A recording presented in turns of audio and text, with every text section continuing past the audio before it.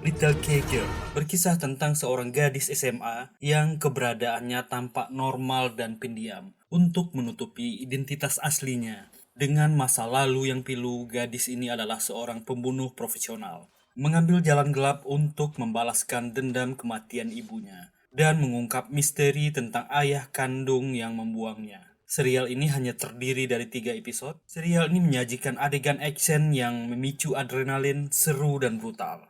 Ada infografis untuk tokoh-tokoh di serial ini. Yuk kita putar bumpernya.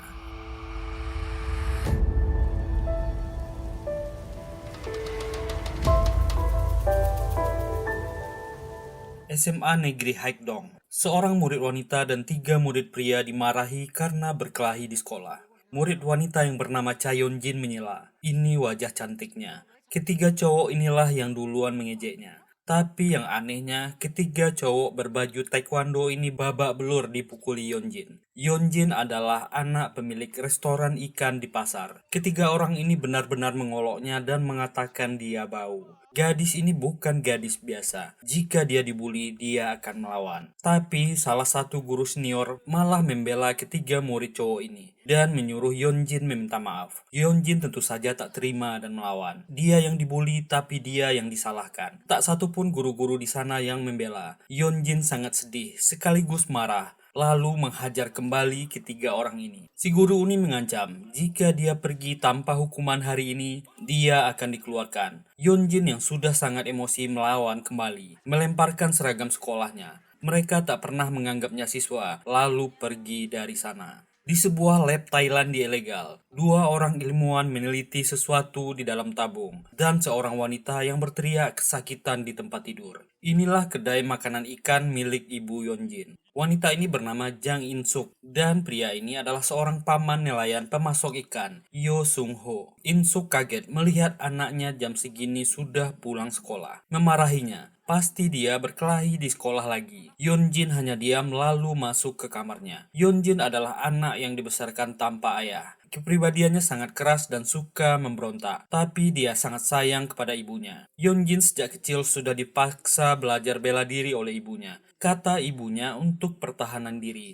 Tapi itu juga yang membuatnya acap kali berkelahi karena sering diejek. Yeonjin tumbuh menjadi sangat keras dan sering marah ke ibunya. Karena ibunya lah dia sering diejek di sekolah. Bahkan dia tak tahu siapa ayahnya. Dia jadi menyedihkan gara-gara ibunya. Orang ini adalah detektif Che Tae-yung, seorang detektif junior di divisi kriminal. Terobsesi ingin promosi dan naik jabatan secepatnya. Bahkan dia mencari informasi dari preman pelabuhan, Bonggu. Ada info para nelayan dan pekerja pelabuhan menyelundupkan narkotika dan senjata untuk seseorang yang bernama Jang Se-wook, seorang bos kriminal yang ditargetkan oleh divisinya. Tapi setelah 2 hari mengamati, Taeyong tak menemukan kegiatan yang mencurigakan, lalu memarahi Bonggu dan mengusirnya dari mobilnya. Saat itulah Yeonjin dan teman-temannya lewat. Bonggu pura-pura akrab dan menyapa gadis cantik itu.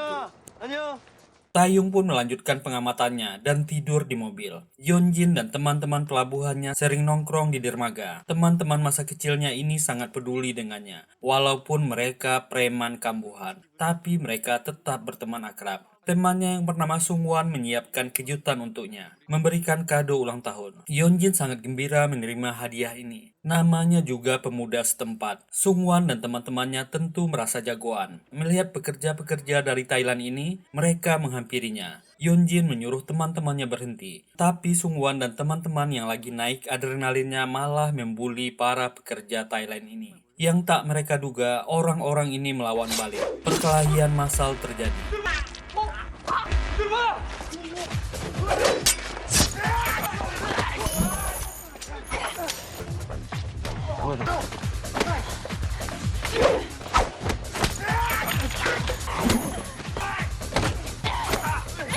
Detektif Taeyong terbangun mendengar keributan, melihat anak-anak muda sedang berkelahi. Taeyong datang dengan rencananya, menodongkan pistol. Tapi Sungwon dan teman-temannya tahu pistol itu adalah korek api gas dan mengejek detektif ini. 가스총이잖아. Taeyong pura-pura percaya diri dan menyuruh semuanya menyerah. terjadilah hal yang tak terduga. Seorang pembunuh profesional membawa koper besi lewat dengan pistol peredam suara. Dia membunuhi orang-orang ini. Semuanya langsung panik.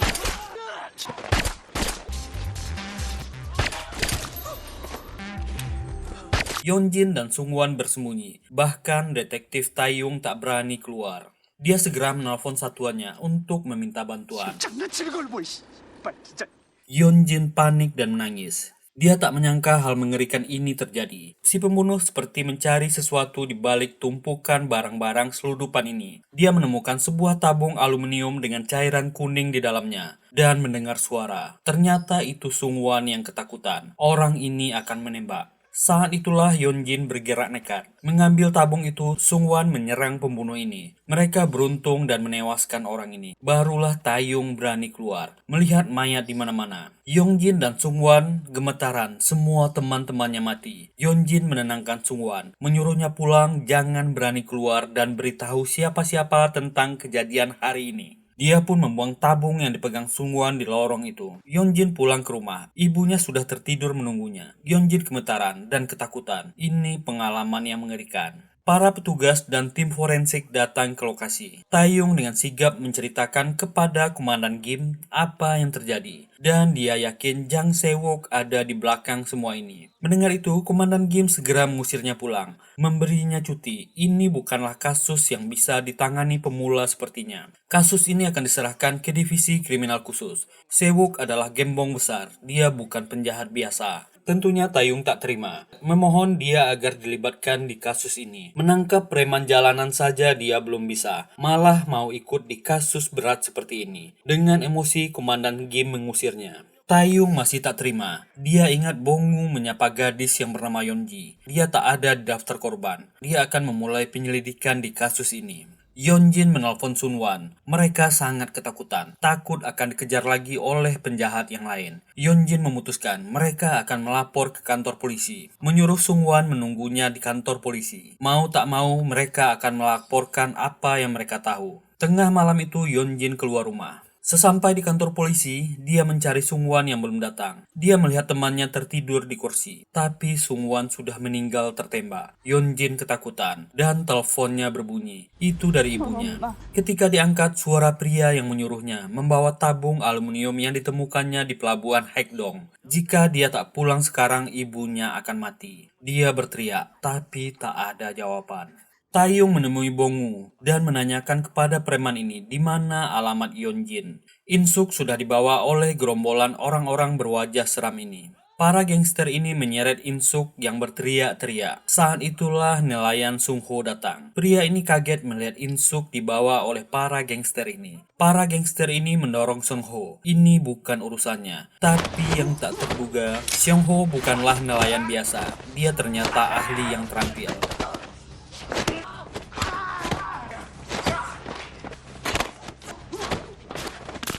Semua gangster ini mencium aspal dengan keras.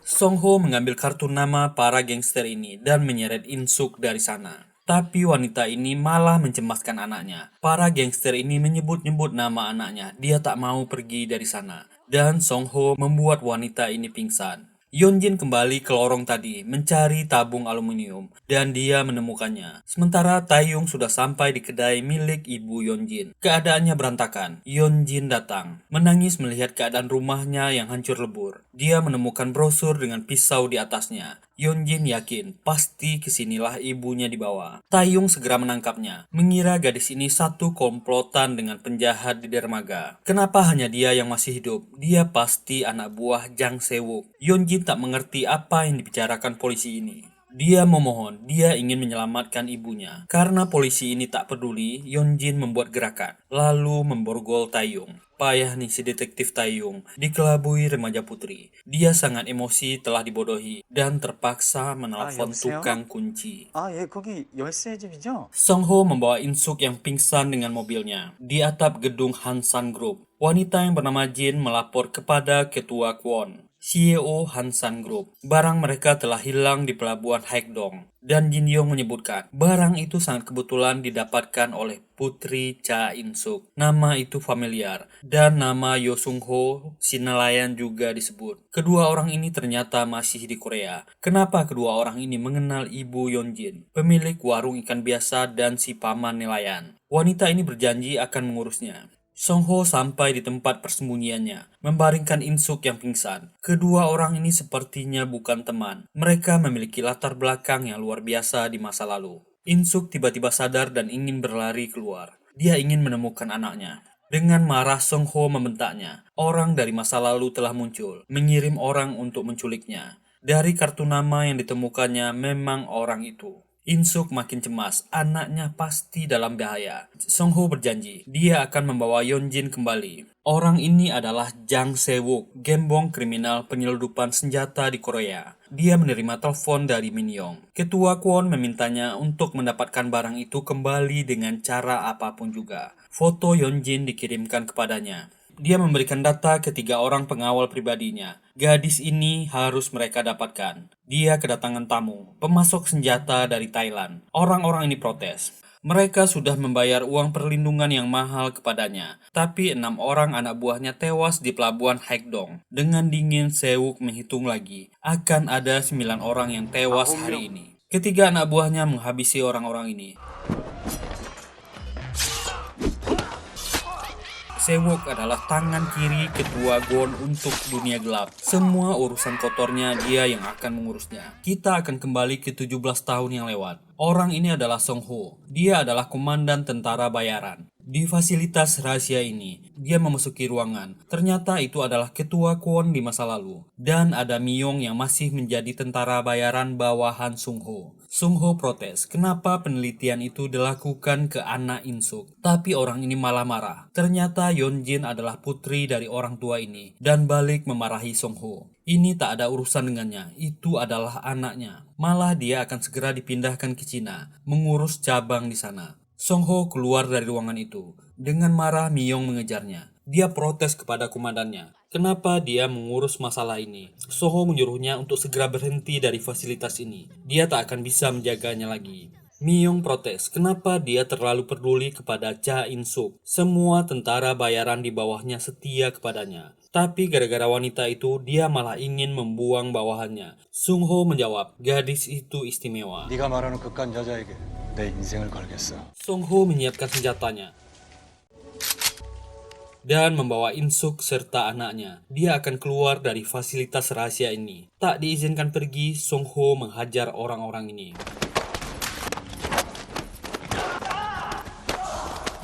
In-suk sempat protes. Mereka akan pergi kemana? Anaknya masih bayi. Sung-ho menceritakan kebenarannya. Anaknya akan dijadikan subjek penelitian rahasia. Barulah wanita ini menurut. Sung-ho terkepung. Myung menodongkan senjatanya. Dia terpaksa melakukan ini. Jika dia pergi dari sini, lain kali mereka akan bertemu sebagai musuh.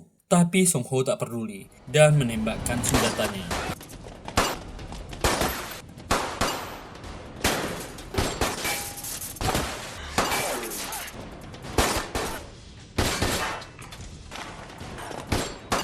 Min Yong sangat kecewa. Sung-ho melemparkan granat asap dan berhasil lolos dari sana. Saat itulah mereka menyamar dan memulai kehidupan baru. Tak disangka mereka kembali dikejar. Semua ini gara-gara Yeonjin yang tak sengaja terlibat insiden di pelabuhan. Yeonjin sudah berada di panti pijat Sonhwa, mencocokkan brosur. Memang di sini tempatnya. Dengan panik Yeonjin masuk. Penjaga ini mengira gadis ini ingin melamar menjadi terapis. Tapi Yeonjin yang panik mencari ibunya berlari ke lantai atas, membuka kamar satu demi satu, dan berteriak memanggil ibunya.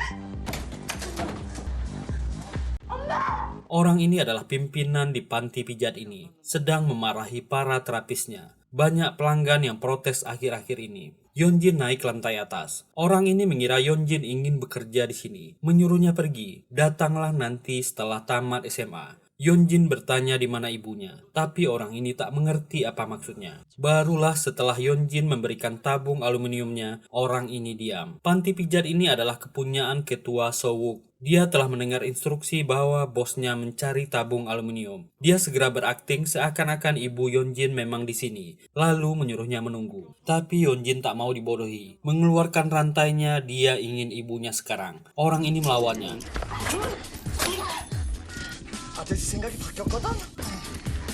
Dalam keadaan terdesak, Yeonjin membalikkan keadaan dan menanyakan di mana ibunya. Orang ini ketakutan, menjawab ibunya belum datang. Dia tak tahu apa-apa. Yeonjin menanyakan siapa pemilik tempat ini. Sementara gerombolan anak Sonwook yang dipimpin Han menuju panti pijat Sonhwa. Mereka sampai dan langsung naik ke atas. Han berteriak memanggil nama Yeonjin.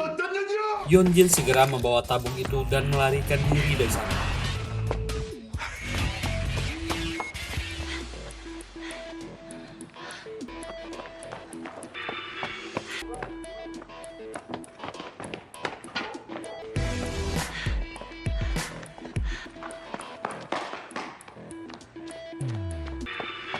Dia terkepung dan hampir tertangkap. Mobil Sungwoo datang menyelamatkannya, tapi HP-nya terjatuh. Insuk yang sedang menunggu kabar putrinya mendapat SMS. Itu dari Yeonjin. Dia berada di pasar Baekhyun, lantai pertama, menyuruh ibunya cepat datang. Insuk langsung senang, lupa pesan Sunho yang menyuruhnya menunggu di sana. Di dalam perjalanan, Sunho mengatakan ibunya baik-baik saja dan dia harus tetap tenang. Mereka pun sampai di gudang. Yeonjin segera masuk mencari ibunya, tapi ibunya sudah hilang. Dia marah kepada Sunho. Pria ini menenangkannya. Dia harus mengingat siapa yang kira-kira tahu tentang Jang Se-wook. Sementara detektif Taeyong juga mencari info tentang Se-wook. Dia akan mencari Bongwoo. Orang ini pasti tahu sesuatu. Sementara Insuk sampai di tempat pertemuannya dengan Yeonjin anaknya, mencoba menelpon dan HP itu berbunyi. Tapi itu bukan Yeonjin. Orang ini anak buah Sowuk, Han si orang besar. Dia menangkap Insuk. Sementara Bongwoo ditanyai Sojin, dia pasti tahu markas Sowuk. Tapi orang ini tak mau menjawab. Setelah diancam Songwoo, barulah dia membuka mulut. Insuk dibawa ke pabrik tua dan detektif Taeyong melihat itu, berusaha meminta bantuan ke markas. Insuk diseret dan dibawa ke hadapan Sowuk. Wanita ini berteriak-teriak bertanya di mana anaknya. Dia disuruh diam. Dia akan segera bertemu putrinya. Sungho dan Yeonjin sampai di pabrik ini. Seperti biasa, gadis yang panikan ini langsung berlari ke dalam. Sungho terlambat menahannya. Sowuk memberi perintah. Gadis itu datang, bawa ke sini. Seluruh gangster ini bergerak mencari Yeonjin. Sonho pun mulai masuk ke dalam, memanggil nama Yeonjin. Tapi dia malah ditodong oleh Taeyong yang menyangkanya penjahat. Tapi detektif pemula ini kembali salah orang dan kembali terborgol. Anak buah Sewok menemukan Sonho. Tapi mantan komandan tentara bayaran memang berbeda.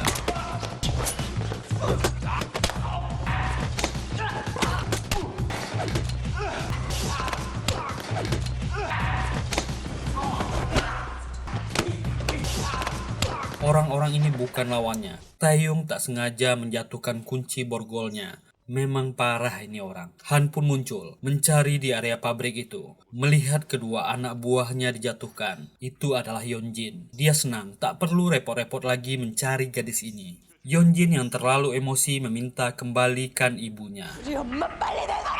Han berniat memberi gadis kecil ini pelajaran.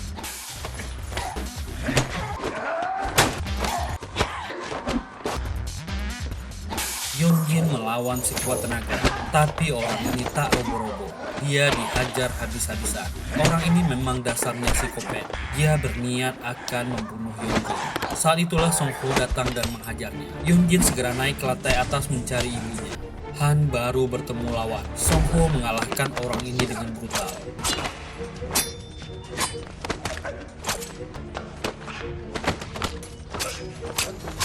Han tak menyangka bertemu dengan orang yang lebih kuat darinya. Nyawanya melayang. Sementara Myung dan anak buahnya juga datang ke pabrik itu. Yeonjin berhasil menemukan ibunya. Dia disiksa dengan kejam.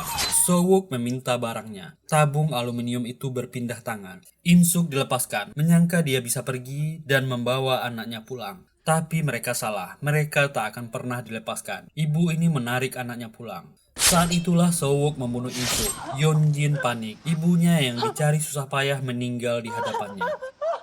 Insuk berpesan agar dia menjaga dirinya baik-baik. Dia tak becus sebagai ibu. Yeonjin menjerit sedih. Dia kehilangan ibunya, dan Yeonjin juga ditembak oleh kriminal ini. Menyangka gadis ini meninggal, para gangster ini pergi dari sana. Dalam sekaratnya, Yeonjin masih mencoba menjangkau tangan ibunya. Dia kehilangan kesadaran. Myung datang. Dia kenal dengan Insuk. Ini pasti anaknya Yeonjin. Song Ho yang kebetulan datang dari atas tak jadi turun. Melihat mantan anak buahnya Myung ada di sana dan menyangka ibu dan anak ini sudah tewas. Dia menangis sedih lalu pergi. Apakah Yeonjin sudah meninggal? Dan part 1 berakhir. Jika suka dan terhibur dengan video ini, Mimin minta dukungan teman-teman semua. Tekan tombol like, subscribe dan nyalakan loncengnya. Kita jumpa lagi di part 2. Tetap sehat dan bahagia selalu. Bye.